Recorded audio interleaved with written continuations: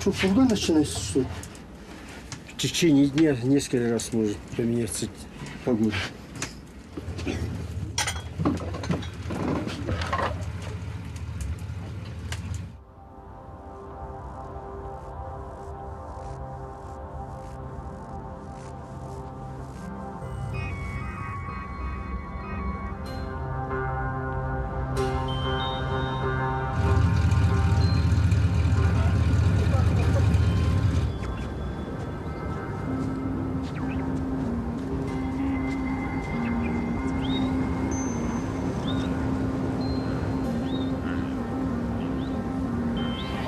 Мы кочевники.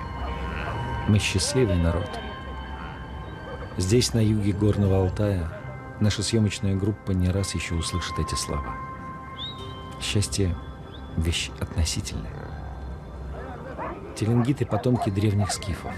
Много веков живут в этом суровом краю, приравненном к районам Крайнего Севера, и не жалуются на судьбу.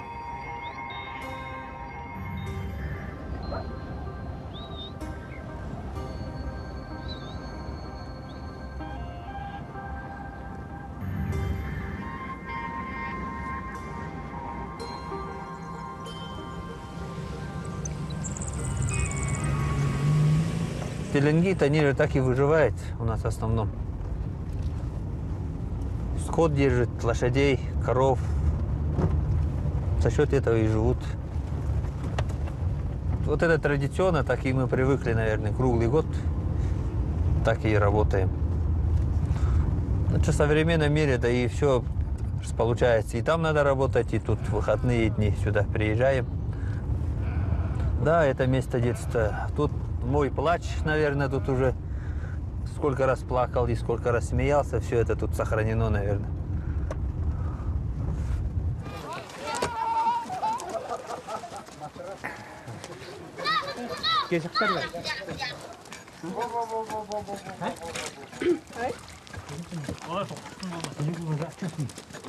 У нас считается по сравнению, например, с теми народами, которые перерезывают горло, это наиболее гуманно закалывает. Кровь, естественно, вытекает и собирается в грудной полости. Потом эту кровь соберут в прямую кишку. Она же внутри тоже салом промывают, туда заливают кровь. Потом варят. Кровяную колбасу вот отдельно не варят. Всегда с какой-нибудь мясом или чем-нибудь.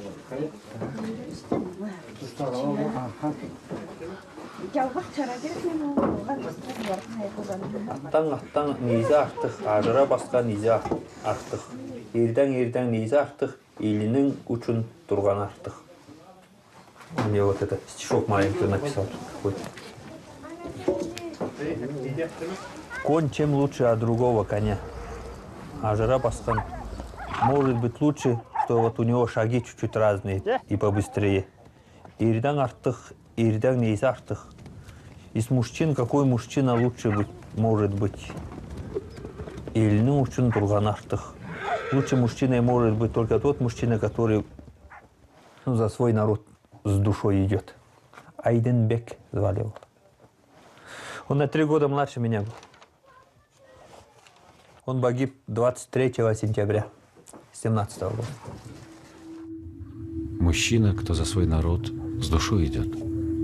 Это слова из книги Айденбека Тазрашева, посвященной истории теленгитских народов Улаганского района. Айденбек трагически погиб, а его брат Айдар дал слово доделать и издать его книгу.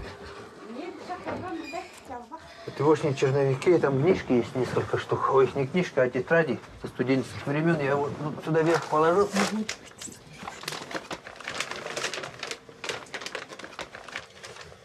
Ну, в любом случае, это мы вот это его ж не задумка была выпустить книгу полностью. Эта книга будет, я думаю, полезен для школ, для библиотек, потому что мы уже список сделали, что несколько вот эти для каждого, ну, для нашего района, для каждой школы, для каждой библиотеки по пару штук. Он заканчивал Барнаульский как-то вот называется исторический институт. И он, получается, историк у нас по образованию. И он тут начал увлекаться всем этим. Кто из какого рода, кто у них во главе стоял, когда стоял. И вот это зайсанатство. Раньше я тоже думал, как тут быть-то. Вот один день я политикой занимаюсь, потом где-то и кочегарю, и чабанством занимаюсь, например, да. Думал и тоже прочел, что по правилам фэншуя, если человек занимается много чем, вот это как колесо получается. А все вот эти направления как спицы. И получается, тем больше спицы со всех сторон, тем будет крепче колесо. На месте пастбища могучих яков всегда остается черная, будто выжженная земля. В любое время года Роберт Чалович, коренной житель Кошагачского района, как и многие поколения теленгитов до него, пасет яков, перегоняет их со стоянки на стоянку. На слабости и болезни у него времени нет. Слабых горы не любят. Мы сейчас подкачаем колесо в прицепе. И все, прицеп прицепим. И будем двигаться за сарлыками. И в путь тронемся.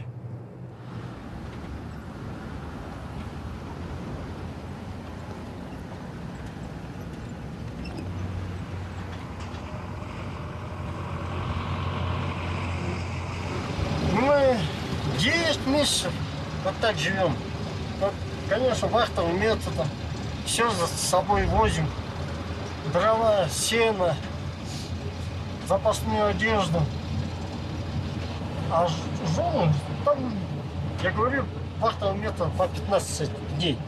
По полмесяца вот так живем.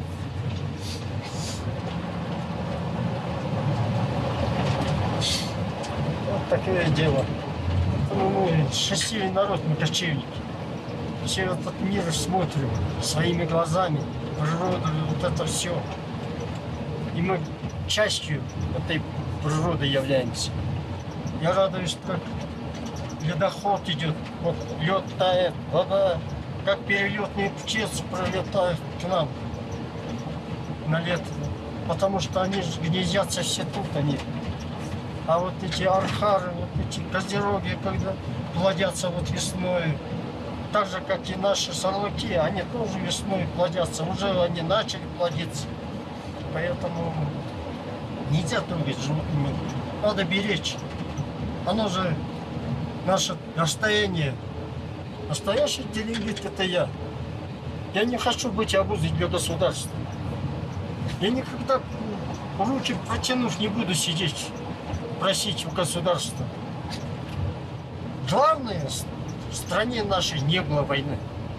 Остальной человек все может пережить. Главное, трудиться надо.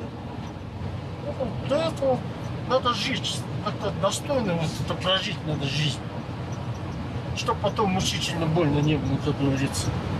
В субботу выходные дни приезжают, все помогают. А без этого никто. Ну, мы просто вот так воспитаны. Я своих детей воспитал, чтобы они помогли. На готовые не надо надеяться. Своим трудом человек должен жить. И тогда, я говорю, вот, будет крепнуть наша страна. И это же все уже начинается с самого малого для общего государства. Поэтому я где 60 градусов мороза, ну не жалуемся. А кому жаловаться? Мы выбрали этот путь. Это путь моих предков. И это путь моих наследников, моих детей.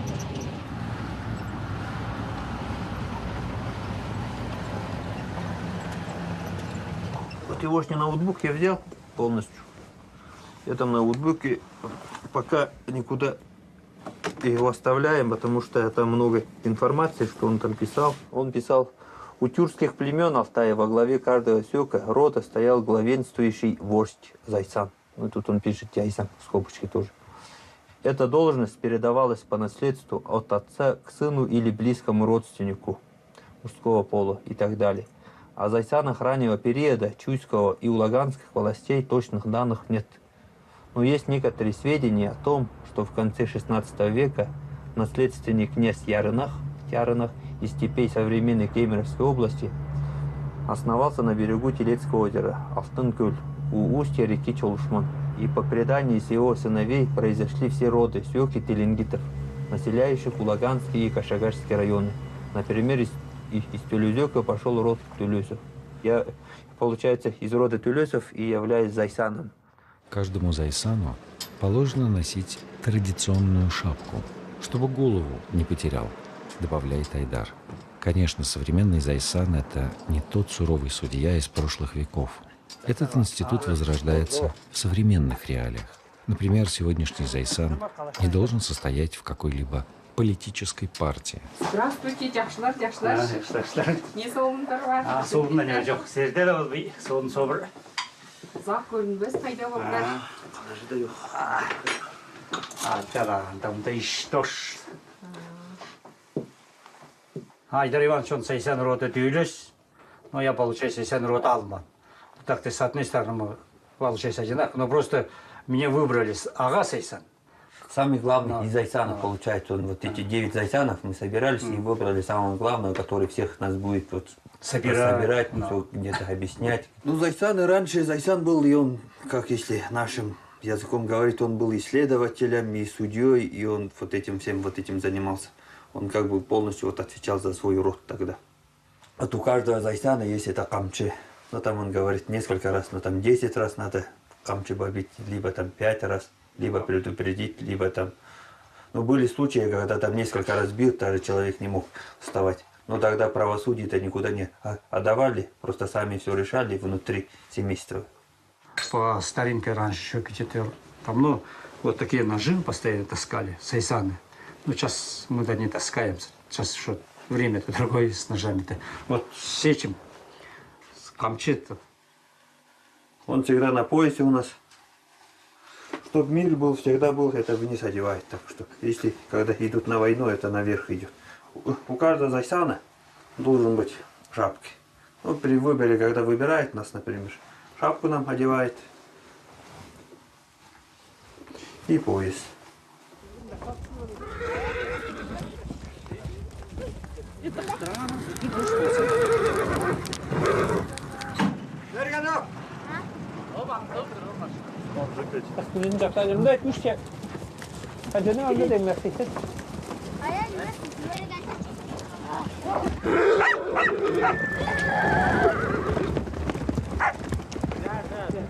Все. Тянут. Надо тянуть. Добро раскалилось. Пошли, все. Это столы драли. А лошадь у нас в нашем районе, у теленгитов, символ. Животное. Конь считается у кочевников, знаете, как другом он... Днем. Да, днем как друг, ночью как сторож. В походах он как боевой друг. Ну, на коне объезжает, на коне ищет скот. В общем, с конем очень много связано, поэтому голову, копыта коня предпочитает отдать местному духу, кровь нижнему духу. Ну, когда у нас кто-то вот умирает, например, вот мой брат умер, да? Ну, мы закололи самого любимого. Ну, он тоже такой чубар его. А у нас по приметам, если, например, кто-то умер, если мы вот его лошадь вместе не отдадим, все равно эта лошадь жить Он не будет. заберет.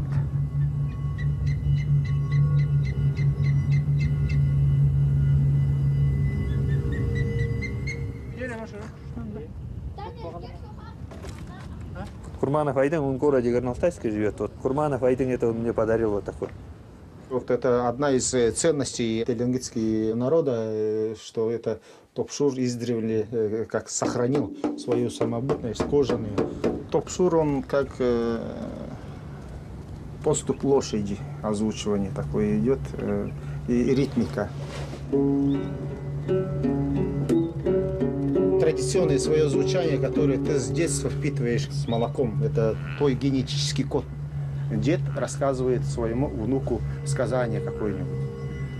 А внук через некоторое время своему пересказывает это и в том месте так ставит и такую интонацию, как он воспринял, потому что это у него уже записалось, и он это передает. Это тоже вот, значимость такого воспитания, уважения к своей земле, к своим родителям, родным, близким, вот это своей природе. Природа – это наш храм. Мы должны благословлять через эти пения свой Алтай. Не выпрашивать «дай, дай, дай», а благословлять. А когда ты благословляешь, она тебе возвращается через природу. И вот это сказители, вот они такие люди, которые призваны благословлять. Народ благословлять, землю свою благословлять и пересказывать вот эти предания старинные, чтобы народ не потерял свою идентичность, свою культуру. Кай – это героический эпос Горного Алтая. Он переживает второе рождение в наши дни. Исполнитель Кая, Кайчи, начав исполнять сказания, обязан допеть его до конца. А ведь некоторые сказания, как, например, «Маадай-гора», записанные еще в прошлом веке легендарным сказителем Алексеем Григорьевичем Калкиным, содержат до 10 тысяч строк. Вот 3 вида горлового пения, да? Она есть же. Кархара. Это о, вот это звучание. И это есть разговор по подземным миром, ихним, получается, речью. Это их речь. Ты через их речь начинаешь давиться с ним. А куймей, это уже наш мир. Так, это здесь. Это как ветер, да? А сабусты это уже получается общий.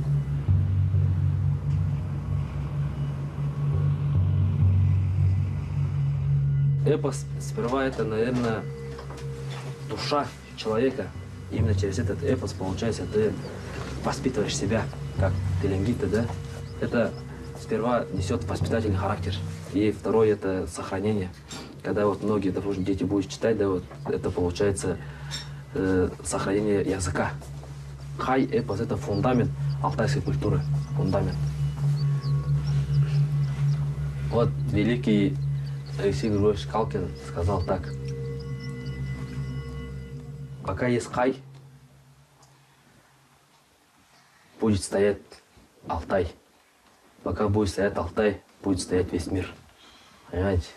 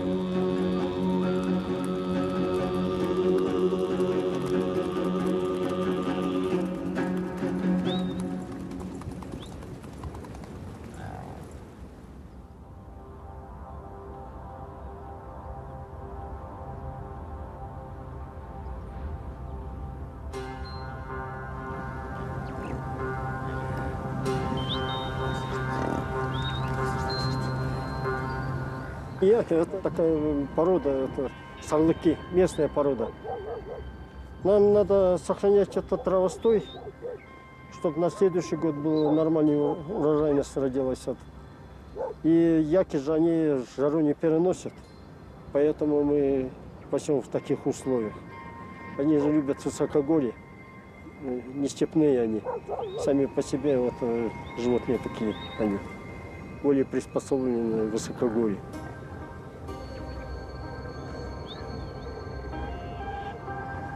Май месяц, дальше позже у нас снег идет. А в июне будет снег идти. И первый снег выпадет уже в августе месяце выпадает. Иногда бывает, она даже не растаивает. По высокогорью так и сохраняется на следующий год.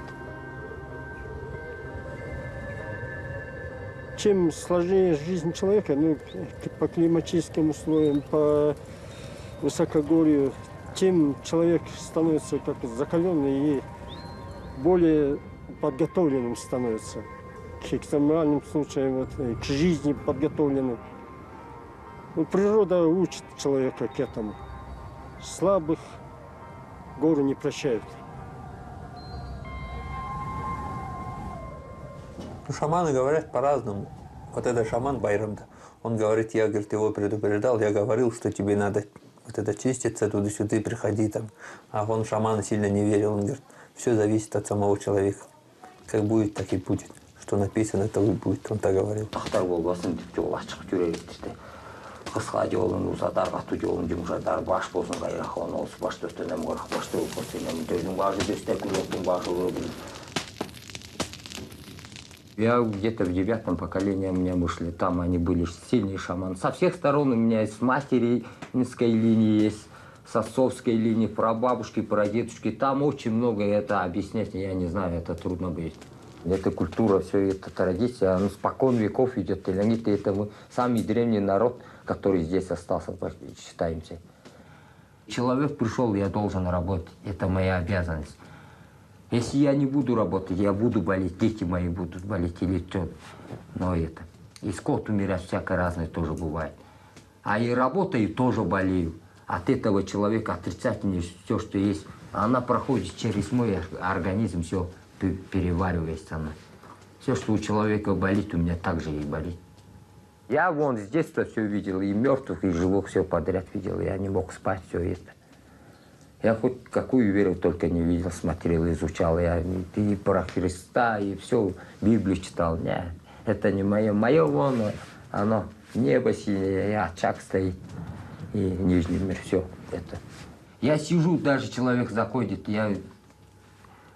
но он приходит, я вижу, что он не верит, он, ну, чисто как прикалывается или что, приходит, сидишь, смотришь, я не должен, не сердить меня не надо, ничего.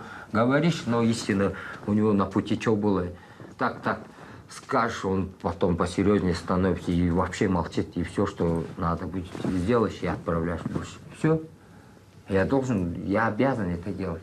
У каждого ребенка, видишь, он в роду он приходит же, чистый теленгит, ты смотришь, у него в роду есть шаман есть или шаманка там в роду есть, сидят. Они уже злятся, чтобы они держали это, чтобы мир, ну, Алтай хорошо стоял на своих ногах. Ну, всякие землетрясения, наводнения, чтобы не было. Надо все это учитывать и жить надо по-древнему, как они жили. Как нам объяснил Байрам, нет черных или белых шаманов. Задача любого шамана – сохранить равновесие верхнего, нижнего и среднего миров. Теленгиты хорошо знают цену этому зыбкому равновесию. Видимо, в гармонии с окружающим миром и заключено то самое теленгитское счастье.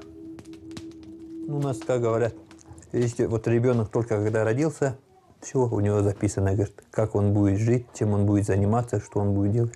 Но все говорят, у него яркая жизнь была.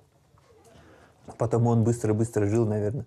И сейчас вот тоже жалею, вот иногда я вот его ругал тоже. Я говорю, ну какая у тебя там поэзия или что-то там писанина, когда мы что-то делаем, он говорит, мне там что-то дописать надо, что-то делать надо, культурные там люди приехали. Я говорю, нам же сено косить надо, нам надо зимовать же. А твои эти люди, которые соседи, ну они перейдут, уедут, а сено это вот наши лошади зимой что, будет газету читать, что ли? Но он последний раз говорил, что в нашей жизни, вот сейчас которые писатели что пишут, сейчас, как говорится, через писанину надо вот это, чтобы наши предки, говорят, осталось, как мы жили в этом современном мире, как мы слились на современный мир, что мы делаем, как живем, все это, говорит, письменно надо показать. Он вот к этому стремился.